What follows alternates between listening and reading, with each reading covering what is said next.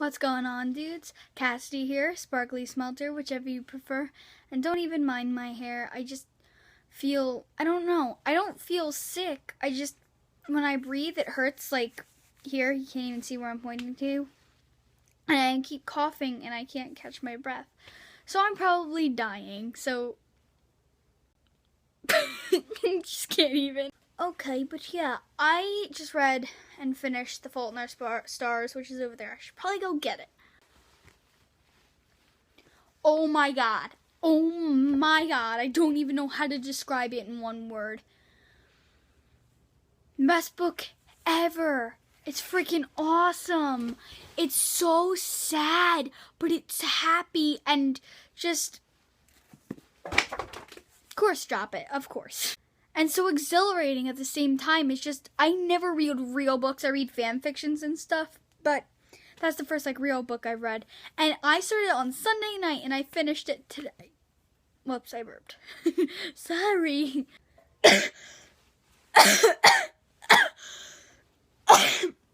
Sorry about that. Alright, let me just catch my breath. Alright, I think I'm okay. Okay, but that book is a cancer story and a love story wrapped in one, and I thought, hey, why not do my own story, which is going to suck because, I can't even write nowhere as near good as The Fault in Our Stars is written. But, I can try. Fails. So I have my binder right here, which I'm writing it in, and then I have my laptop, which my thing is resting on, because I did not copy all of it down from Wattpad. I'm not uploading it on Wattpad. I just don't have I didn't download a writing software yet, so I have to do that sometime. So let's get started. Okay, so I named it On the Edge of Oblivion. I liked that better than my other title, and my other one was going to be Forever Within Me, but I felt like this would be a more original title, On the Edge of Oblivion, and I just really liked it. So again, like The Fault in the Stars, it's a cancer love story, but I'm not going to copy things from there.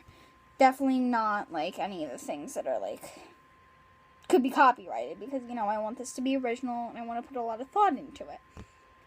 But if you have read The Fault in Our Stars, there's a quote in it let me think of one.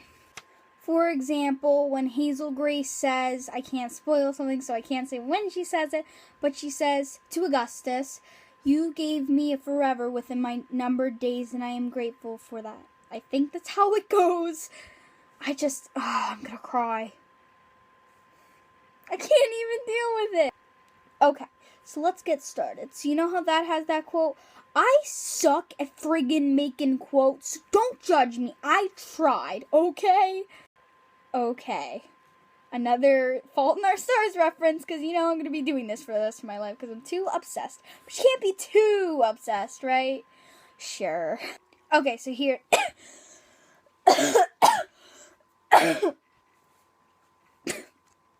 Sorry about that, but my quote is, "They say you die twice. Once when you stop breathing. The other is when you know your cancer is going to win the war, and you are on the edge of oblivion, staring at the void, waiting for it to pull you in unwillingly." I can't make quotes, so don't even, judge me, because, I suck at everything. I try and write the best of my ability, but sometimes that doesn't work very well. So this is my point of view in the story, and I don't start off with cancer that's what happens in The Fault in Our Stars, but I do develop cancer over time. Spoiler alerts for my story. This will never get published, so it doesn't matter. Okay, so there is some vocabulary on here because I'm at an 11th grade reading level in 6th grade, so if you don't know what some of the words mean, just tell me in the chat, the comments below, and I'll let you know, because I realize that as I'm writing this, there's higher level vocabulary than some people would know, because I'm on a very advanced reading level for my age, and I never read anyway, so Okay. I stare into the darkness as I wait for my alarm to go off, signaling the start of school and the end of spring break. Then I hear it. I groan and pull myself up and climb down the ladder of my loft bed. I get changed into my regular everyday clothes, which includes skinny jeans, a t-shirt, and one of my many oversized sweatshirts. I brush my hair and put detangler in it to keep it from frizzing. I push my glasses onto my face and with a pessimistic mindset, drag myself down the stairs. I pour a glass of orange juice, because, what else would I drink? And sip on it while I think all 3 of my teachers and how they're going to bombard us with 50 pounds of homework the first day back. I go into the laundry room where my backpack had been abandoned for the past week. I pick it up and immediately remember the burden of lugging this 35-pound of schoolwork around. I opened it and made sure that both of my binders had everything they contained and needed to last me the boundless school day.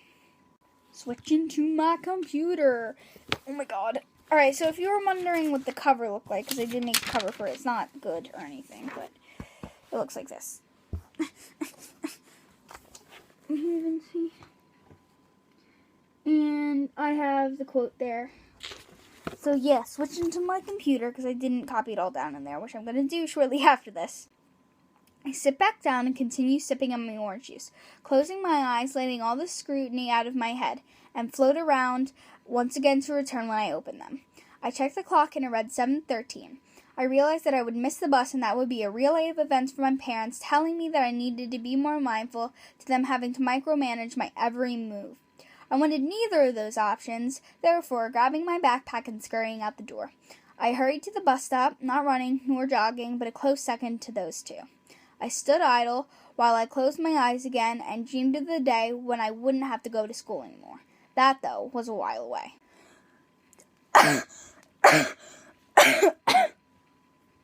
Sorry. I cleared my mind once again, and it swam with visions of summertime, when I had almost 3 months away from school and its insolent ways. My perfect life fantasy was soon interrupted by the low-toned droning buzz of the bus. I sighed to myself and depressingly dragged myself up the stairs and slumped down into my maroon-red seat. I plugged in my earbuds, even though electronics were strictly banned from our school ground. When I was nearing the school, I could see the big red sign that said Wrentown High School. I let out a long, forbidding sigh and put my phone on silent. I tucked it away into my pocket of my backpack and stared out the window for the remaining 5 seconds that we were to remain seated. When we came to a stop, I swung my bag over my shoulder and descended the steps. I walked unaccompanied until I hear the 2 opposite inflections which belonged to my best friends Natalie and Sophia. I smiled for the first time in the day and showed a little bit of contentment towards my life. They went on blathering about boys and typical high school girl drama that I wanted no part of. I walked ahead of them into the classroom where my teacher greeted me by saying good morning, in which I returned the favor in silence. Okay, so that's all that I've written so far because, I've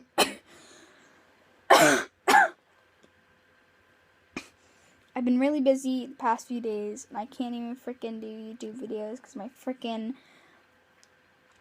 lungs are like dying, so it's great. But I'll try. I'm going to my dad's Friday. Oh my god, tomorrow's Thursday. I love my life. But I have to put up with one more day with Miss D'Arcangelo. Miss Siegfried's nice. And Mr. Hudak, you'd have to be in his class to understand him. But, yeah, so I hope you guys enjoyed. If you did at any point, make sure to slap that like button with your forehead. And don't mind me, coughing everywhere because, I don't know, there's something wrong with me. I'm probably dying. Yeah, but hope you enjoyed. Rating would be appreciated. And see you next time. My sparklers, don't even ask. It's a combination between sparklers and smelters. So I thought it was okay. My friend on Wattpad came up with it for me. Thank you, Just a Pig, if you even watch my YouTube videos. So peace off, my sparklers. Boop.